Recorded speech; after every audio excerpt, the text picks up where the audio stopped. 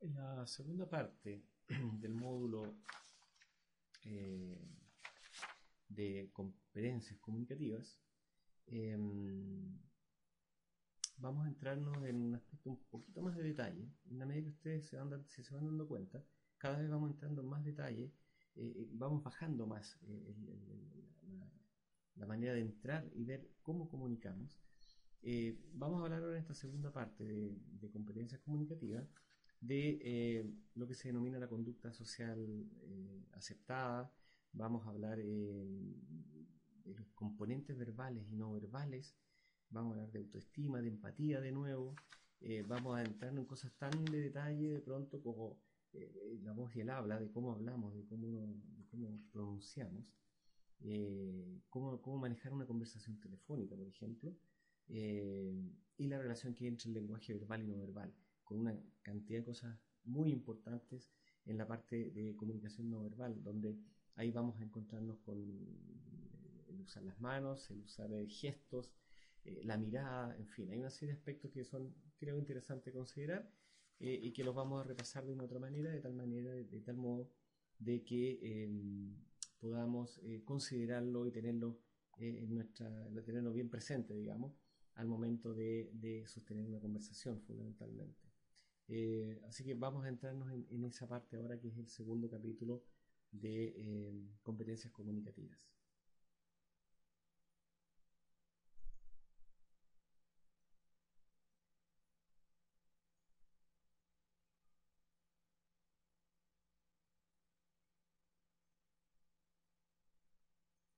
Cuando hablamos de habilidades sociales, las habilidades sociales son conductas socialmente aceptadas que relacionan funciones laborales con roles y objetivos, ¿ya?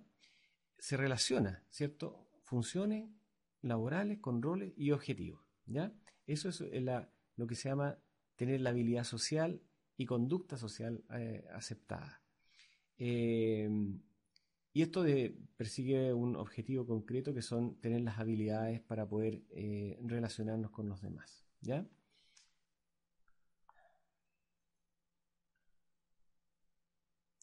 La habilidad social, es decir, cuando nosotros relacionamos los roles, como dijimos, con las funciones, eh, es efectiva cuando se logran estos tres objetivos. Logra determinados objetivos concretos, mantiene y eleva la autoestima de los interlocutores y mejora las relaciones personales. Es decir, se está comunicando algo que tiene valor, que es algo definido, que es algo concreto. Se mantiene el interés entre el interlocutor y quien habla, ¿cierto? Y obviamente ayuda a mejorar las relaciones eh, personales, ¿ya? Son tres aspectos importantes que hay que considerar en cuando uno tiene una relación de comunicación, ¿cierto? Con otra persona. La habilidad social no es en sí, no es una técnica, ¿ya? No es un modus operandi universal, ¿ya? Eh, ya que más bien esto es una competencia de la persona asociada un poco a su carácter, ¿ya? No puede estar aislado de, de, un sentimiento o una intención genuina de comprender al interlocutor, ¿ya? Esto no es un tema que uno lo aprenda así tan fácilmente. Eso va un poco con el carácter, y lo que nosotros vamos a tratar de hacer acá es ir moldeando un poco la relación de comunicación, de tal manera de fortalecer un aspecto que a lo mejor como ADN propio no es muy fuerte, ¿ya? Eso es importante tenerlo claro. Una persona puede comportarse del mismo modo en situaciones diferentes o de modo distinto de acuerdo a la situación en la que se encuentra. Por lo tanto, eso mucho depende de la característica de la persona, ¿ya? La habilidad social eh, se basa en la asertividad, que es un término que ya hemos revisado y hemos estudiado, y que tiene como base, ¿cierto?, el respeto a los demás, ¿ya? En ese sentido, la conducta que uno puede tener, ¿cierto?, puede ser asertiva, no asertiva, o ser derechamente agresivo, ¿cierto? Eh, En ese sentido, el ser asertivo significa expresarse libremente, ¿cierto? Pero no dañar al otro. Significa tener respeto y por lo tanto mayor eficacia y habilidad social, ¿ya? En el caso de las personas asertivas, o no solamente las personas asertivas, sino que en general, para ser asertivo, en general hay que más que preocuparse, ocuparse, ¿ya? ¿Se acuerdan cuando vimos el círculo de influencia? Había un círculo de influencia y un círculo de preocupación dentro de él. Ese círculo de preocupación tiene que ser cada vez más chico, o tiene que ser chico en determinadas situaciones, de tal manera que más que preocuparnos debemos ocuparnos. Eso es fundamental en ese sentido, ¿ya? Ahora bien, ser asertivo, en el fondo, significa defender los derechos, evitando violar los derechos de los demás. Yo puedo ser muy franco y decir, mira, yo creo que es esto, este es mi pensamiento, esta es mi creencia, o esto es lo que yo siento de lo que debemos hacer ante este problema, pero sin violar el derecho de los demás a que puedan opinar o dar su punto de vista. La persona asertiva se comunica fácilmente, se vale de sus recursos el asertivo. Él sabe, la persona asertiva sabe cuándo decir algo, cuándo no decirlo y cómo decirlo, ¿ya? Logra el respeto a los demás sin necesidad de que sean subestimados. El asertivo es descriptivo, expresa voluntad, ¿cierto? Ofrece información, expresa sus metas. Es una persona que sabe de una u otra manera ser libre en su expresividad. El no asertivo es la persona que no es capaz de defender sus derechos, deja que los demás sean responsables, depende de los recursos de otra persona, pide excusas constantemente por lo que hace, es pasivo, ¿ya? Eso es, obviamente va en contra de lo que es la habilidad social, el ser no asertivo, ¿ya? Finalmente, un aspecto ya más complejo, ¿cierto? Es el agresivo, ¿ya? Que es totalmente contrario a un poco a lo que es el asertivo, ¿cierto? Porque defiende su derecho, pero ataca el de los demás, ¿ya? Se halaga a sí mismo, más que preocuparse de los otros. Eh, Tiende a ser más ofensivo, es dominante, ¿cierto? Más egoísta en su manera de ser, eh, y hace que los demás se sientan incómodos. También es muy fácil eh, culpar a otras personas, ¿no? Estas personas de tipo agresivo recaen mucho en culpar a otros. Estos son aspectos importantes de considerar, y por lo tanto cada uno de ustedes debe tratar de mirar y ver cómo puedo ser cada día más asertivo, dejar de ser no asertivo y menos agresivo. Ese es el mensaje de fondo de esta lámina, ¿ya? Dentro de los componentes también que uno debe considerar, ¿cierto? Es la proactividad, ¿cierto? El ir un poco, adelantarse también a la jugada. Eso siempre va a significar mayor satisfacción personal, va a tener más reconocimiento social, va a tener más éxito, va a tener más capacidad de influencia y de sinergia, ¿ya? Es súper importante también considerar que para tener habilidad social y ser considerado socialmente, el ser proactivo es bastante clave. Eh, los componentes verbales, de alguna manera, de las habilidades sociales son la alabanza, ¿cierto? El aprecio, el humor. Siempre es importante tener humor, el utilizar la empatía. Eh, y al momento de conversar, la conversación y el diálogo tienen cuatro fases: la rogativa, la alabanza, perdón, la acogida, la, la escucha, información y despedida. Esas son cuatro fases fundamentales durante la conversación o el diálogo, ¿ya? Eh, la acogida, como se muestra acá, es la primera parte del inicio de una conversación y es cuando tiene mucha importancia la comunicación no verbal, ¿ya? Dado de que cuando uno se acerca a una persona, hay una lectura de el que viene al frente, en el sentido de decir, oye, viene enojado, viene contento, viene tranquilo, viene con algún problema. Es tremendamente importante la acogida y por lo tanto, en ese sentido, la comunicación verbal, no verbal, perdón, es importante. El saludar, el mostrarse el mostrarse amable, ¿cierto? Es tremendamente importante en esta parte de esta fase del inicio del diálogo, ¿ya? Luego viene la parte de la escucha, ¿cierto? Que es poner atención en lo que le están diciendo y poner más atención de lo que uno puede hablar. Y por lo tanto, en esta fase uno ya se comporta de manera empática, ¿cierto? Trata de ponerse en el lugar de otro, de entender al otro, saber hacia dónde va, qué es lo que quiere y también hace preguntas, que es importante para poder entender eh, ¿cómo se llama? Qué es lo que está planteando la otra parte, ¿ya? Por lo tanto, en ese sentido, hay que demostrar un respeto, ¿cierto? Por lo que la otra persona está diciendo. Que el otro hable más es importante. Mostrar simpatía y estar atento a lo que le está planteando la otra persona, ¿ya? Después viene la parte de la información, en la que uno dice, a ver, ok, entendí perfecto lo que me estás diciendo, pero quisiera hacer un resumen. Tú lo que quieres decir es esto, y decir lo que la persona le dijo para que uno lo entienda. Por lo tanto, clarifica y aporta nuevos datos. ¿Te parece cierto que además de esto podamos incluir este otro aspecto? En fin, ¿ya? Y finalmente viene el tema de la despedida, que también es importante para sellar un poco la conversación y también tiene una importancia la comunicación no verbal en este sentido. ¿Mm?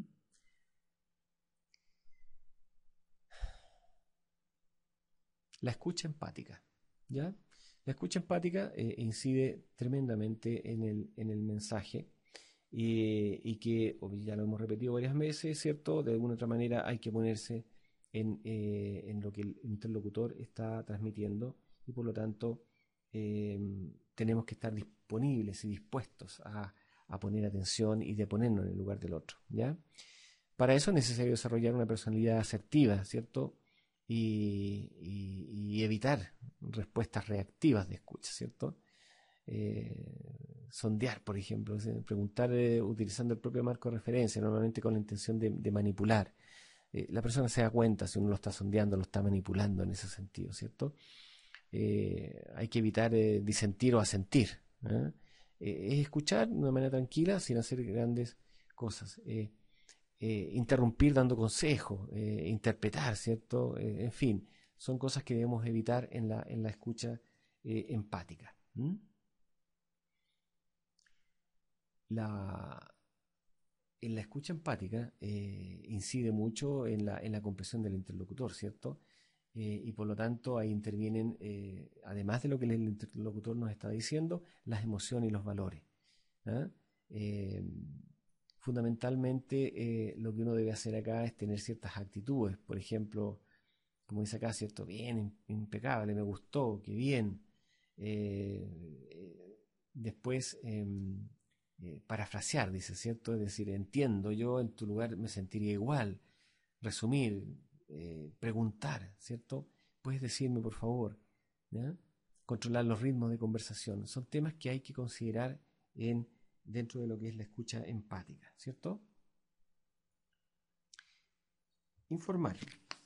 Informar es significa que se comprende y entrega información, ¿cierto? Es escuchar y hablar a la vez, ¿ya?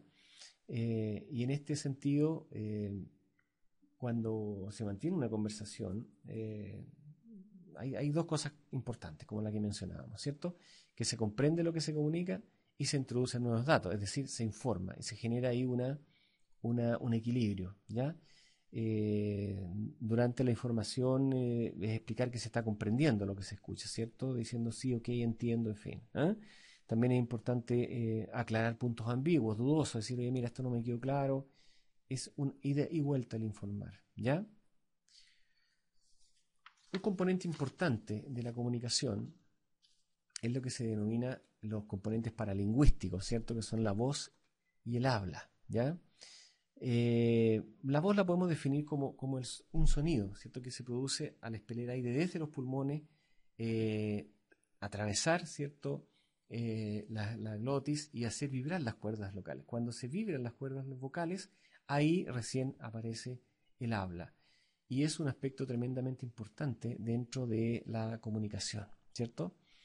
¿Qué características tienen estos componentes paralingüísticos que se llaman, ¿cierto? Que son la voz y el habla. Por ejemplo, la articulación. Eh, Se refiere, ¿cierto?, al funcionamiento de los órganos fonadores, es decir, incide de manera decisiva en la comprensión. Articular bien implica una mejor comunicación, ¿ya?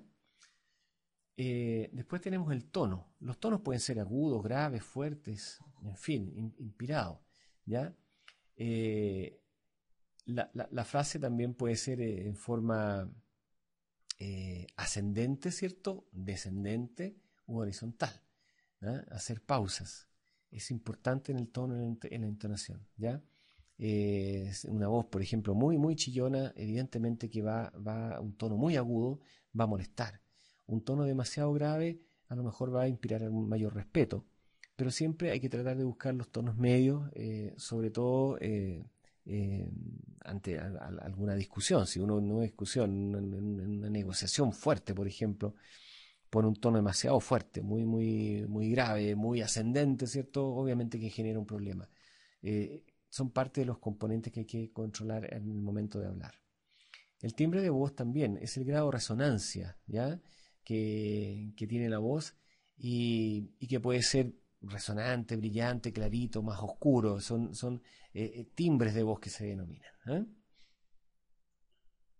Otro aspecto es el volumen, ¿cierto? El hablar bajo, el hablar medio, el hablar alto. También incide mucho en lo que se llama la altura del sonido, ¿cierto? Hay que saber hablar con un tono en que sepamos que todos nos están escuchando y hay que variar el volumen dependiendo en la instancia que nos encontramos. Obviamente si estamos hablando con una persona de forma directa no vamos a gritar, ¿cierto? Sino que vamos a hablar un volumen medio o bajo tal vez porque estamos muy cerca y no hay ningún sonido que nos interrumpa la conversación. Por lo tanto, el volumen es un tema que también tenemos que considerar dentro de la voz y el habla. Eh, el acento de alguna manera es un rasgo eh, fonológico, ¿cierto? Puede ser emocional o lógico o hasta también étnico, ¿ya? Los acentos de alguna manera inciden en cómo nos damos a entender, por ejemplo, de cómo habla una persona de otro país versus el país nuestro, ¿ya? Eh, Después está el ritmo de la conversación, que es de alguna manera la cadencia, ¿cierto? Puede ser musical o más lento, ¿cierto?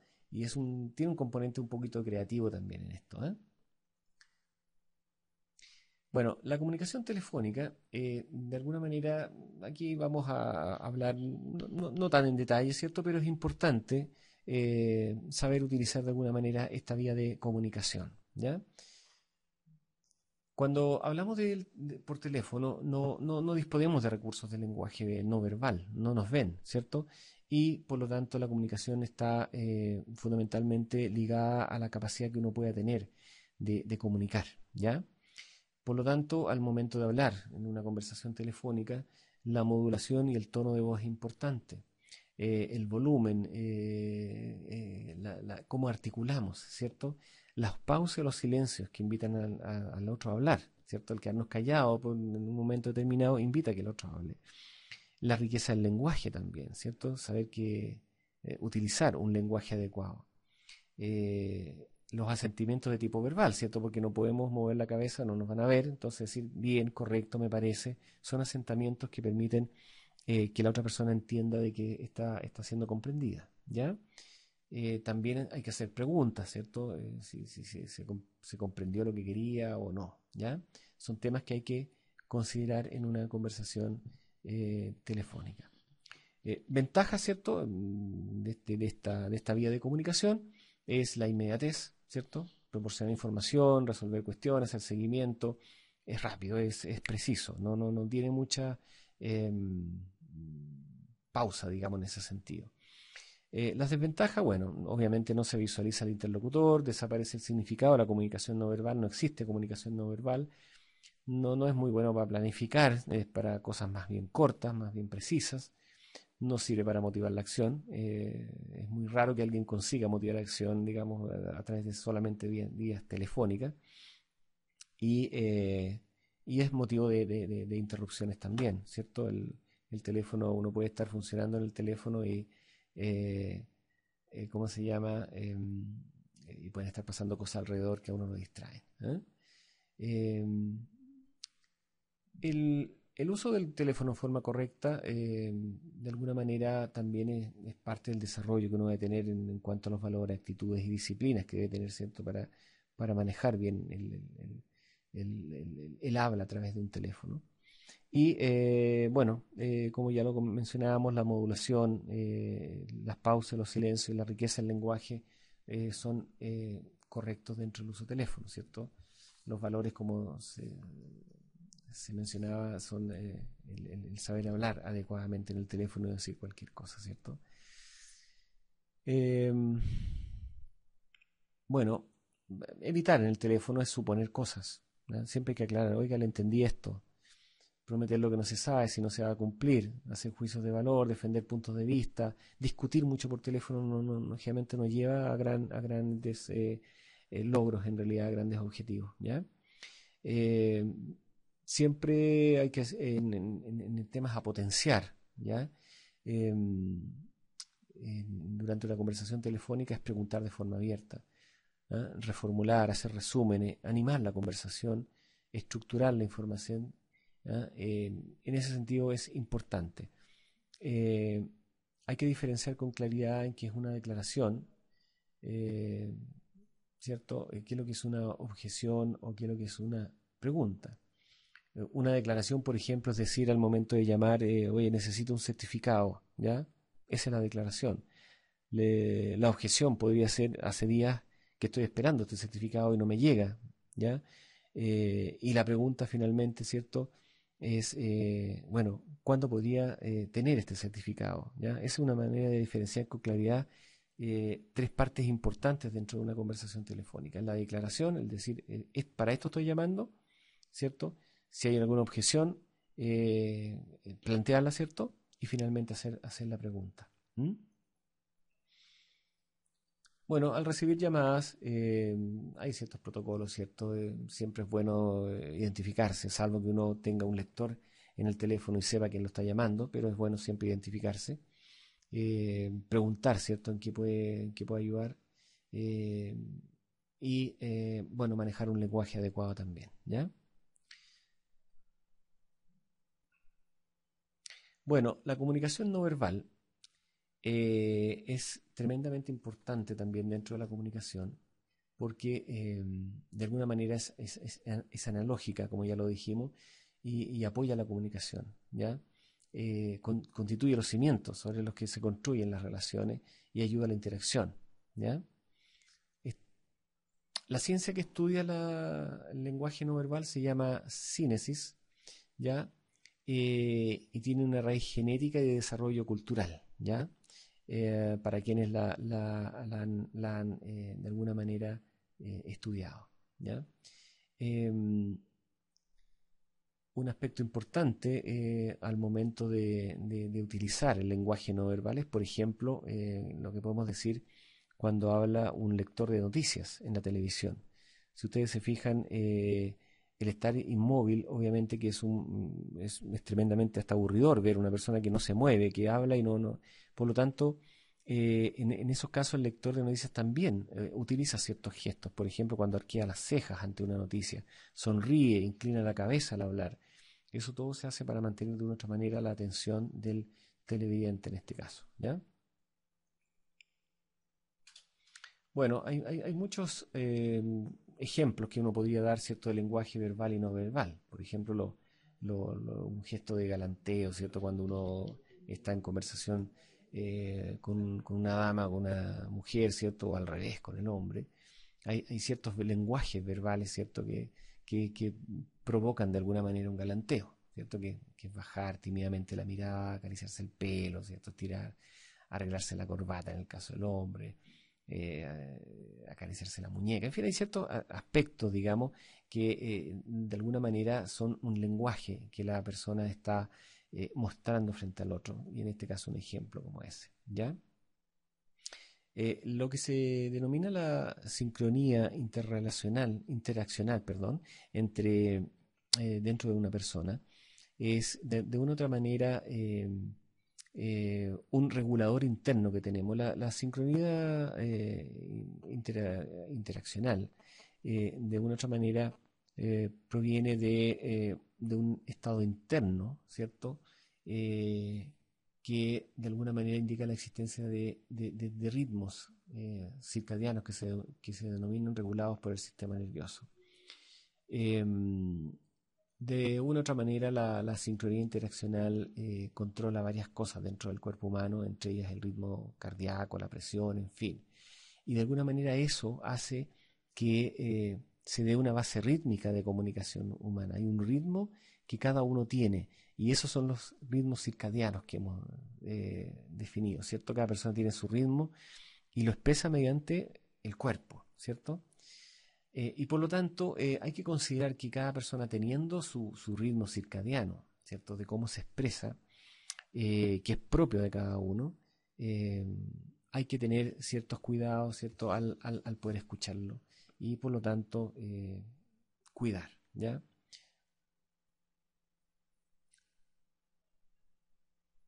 Bueno, en el lenguaje del cuerpo hablamos de dos aspectos importantes, los kines y los kinemas. Los kines se refiere a los movimientos que son de alguna manera imperceptibles, ¿ya? Que no son fácilmente percibidos. Y los kinemas sí, son los movimientos que tienen incluso un significado cultural. Hay ciertos gestos que son típicos, ¿cierto? Y que se muestran y que se notan. Ya cuando habla un argentino, ¿cierto? Tiene ciertos gestos que son muy especiales, muy específicos de ello.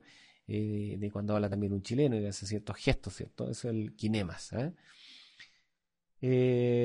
verdad que nosotros empleamos alrededor de 60 kinemas, pero hay mucho más. Por ejemplo, tenemos más de 1000 expresiones faciales y 700.000 signos diferentes entre el movimiento que puede ser un brazo con la muñeca, las manos o los dedos. Es tremendamente poderosa la capacidad de comunicación no verbal que tiene el cuerpo humano. Eh, bueno, en general nosotros cuando nos estamos comunicando hay una relación entre verbal y no verbal, ¿cierto? Eh, la- la- el lenguaje verbal y no verbal está directamente relacionado en lo que lo expresamos, en donde el 35% de lo que transmitimos es en forma verbal y el 65%, ¿no? Que es un porcentaje no menor, es no verbal. Es decir, cuando estamos hablando algo, estamos mostrando mucho más de lo que estamos diciendo sin darnos cuenta. ¿Ya? Y por lo tanto, perdón, hay algunos gestos, ¿cierto? Que son muy, muy identificables, ¿cierto? Por ejemplo, como dice ahí, tocarse el estómago significa que tengo hambre, ¿cierto? Tomarse la pera, ¿cierto? Es signo de interés. Cruzar los brazos es signo de estar a la defensiva. Hay muchas cosas que hay que cuidar en el momento de que estamos dirigiéndonos a alguien o conversando con alguien. ¿Ya?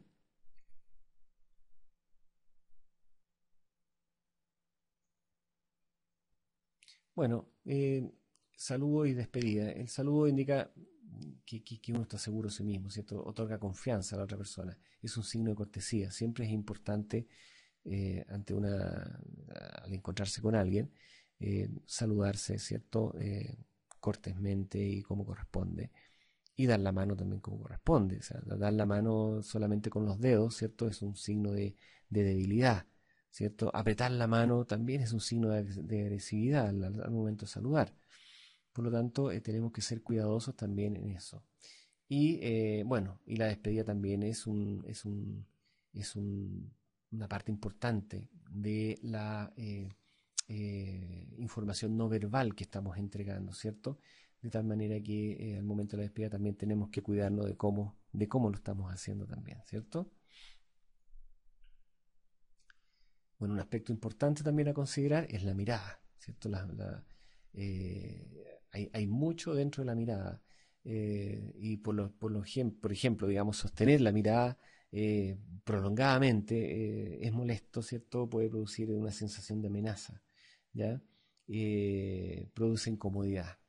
El no mirar también es complicado, eh, porque significa que la persona o no tiene interés o es demasiado tímida. Por lo tanto, hay que también fijar, ¿ya? Algunas reglas de mirada en el diálogo entonces son al afianzar, dice una frase, o terminar de hablar, ¿cierto? Siempre una mirada más larga para indicar que hay un cambio probablemente de comentario o de opinión, ¿ya? Cuando uno hace una pregunta siempre hay que mirar a los ojos. La pregunta no hay que hacerla mirando al piso, al techo, no, hay que preguntar mirando a los ojos. Eso obliga a la persona a poner atención por unos segundos, ¿cierto? Y obviamente a responder. Cuando se escucha, se mira más que cuando se habla, ¿ya? Uno cuando habla puede bajar la mirada, mirar a otro lado, distraerse, no distraerse, sino que no tener la vista fija en todo momento cuando, cuando uno está escuchando, ¿cierto? Perdón, hablando. Por lo tanto, cuando se escucha hay que mirar mucho más. Cuando se habla no se mira, solo de vez en cuando para cerciorarse de que se ha escuchado y que se obtiene el permiso para continuar. Como dijimos, si se pregunta, se mira, a menos que el tema preocupe mucho a la otra persona y sea una pregunta muy escabrosa, pero en general hay que mirar. Ante una sorpresa se mira, si es agradable, y se desvía la mirada si es desagradable. ¿Ya? La sonrisa. La sonrisa también es parte importante de una transmisión no verbal, ¿ya? Y siempre va junto con la mirada, ¿ya? Es el kinema, ¿cierto? La expresividad que más fuerte que tenemos nosotros, ¿ya? ¿Ok? Siempre una sonrisa es bienvenida, ¿ya? Es un signo de relajo, es un signo de aceptación y por lo tanto el sonreír, no como el tipo que mostramos delante, ¿cierto? Que tenía una cantidad de perritos ahí puestos en su cara impresionante, sino que, y riéndose a la fuerza obviamente, sino que sonreír siempre es una característica importante de comunicación no verbal, ¿ya? Las manos. Las manos también, de una otra manera, son importantes al momento de estar conversando o dirigiéndose a alguien, ¿ya? Eh, por ejemplo, las manos pueden señalar muchas cosas, expresan estados de ánimo y refuerzan la comunicación, ¿cierto? Cuando uno quiere decir que algo está completo, uno hace un gesto de redondo, ¿cierto? Eh, Estira los brazos diciendo, no, este es muy lejos. Se marcan direcciones, se dice para allá, vamos. ¿Eh? En fin, las manos también son un aspecto importante a considerar.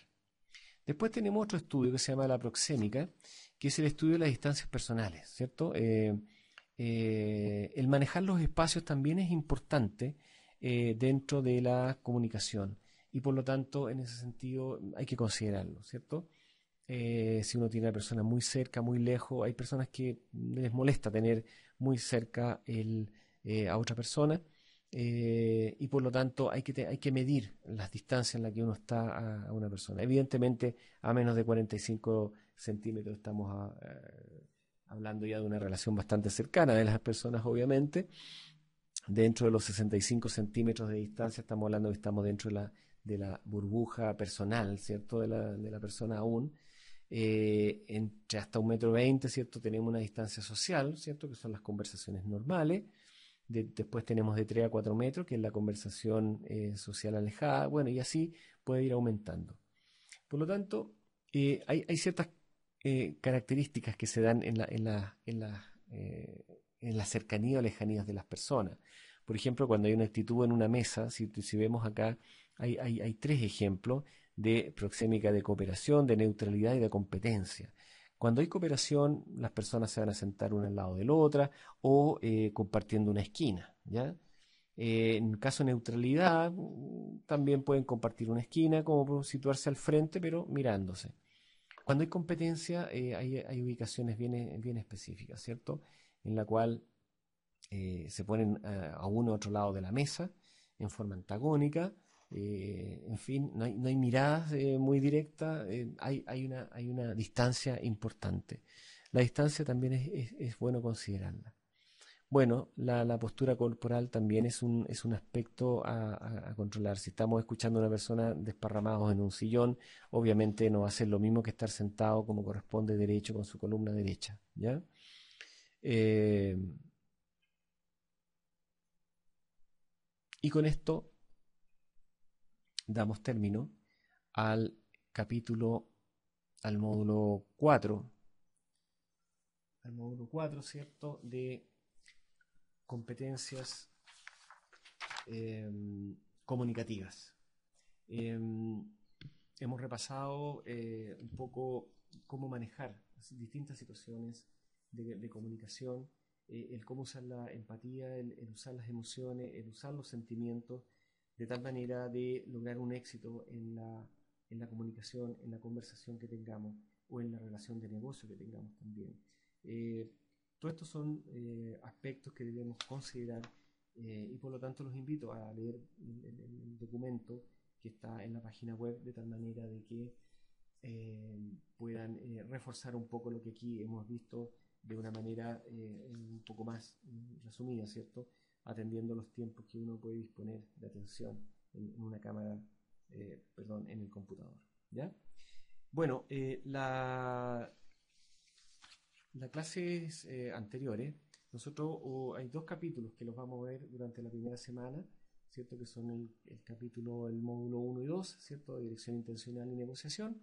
Y en esta segunda semana eh, veremos los capítulos de liderazgo y de comunicación, eh, de competencias comunicativas, quiero decir, ¿ya? Vamos al liderazgo y competencias comunicativas en esta semana y por lo tanto les voy a dejar algunas tareas. En el caso del liderazgo, les voy a dejar, y que están señaladas dentro de la página web, valores y principios de liderazgo y actitud ante el liderazgo. Son dos ejemplos simples, precisos, que están muy fácilmente explicados, así que no van a tener problema. Y otra tarea también es la denominada de rendimiento del liderazgo, que también es un ejercicio importante de hacer. Eso respecto del liderazgo. Y respecto de competencias comunicativas, vamos a hacer dos tareas. Una que se denomina organización de la comunicación, ¿ya? Y la otra es competencias de relaciones, ¿ya? Todas esas tareas deben hacerlas durante la semana, ¿cierto? Y entregarlas el domingo, si no me equivoco, el domingo eh, 18, 19, lo vamos a ver de inmediato.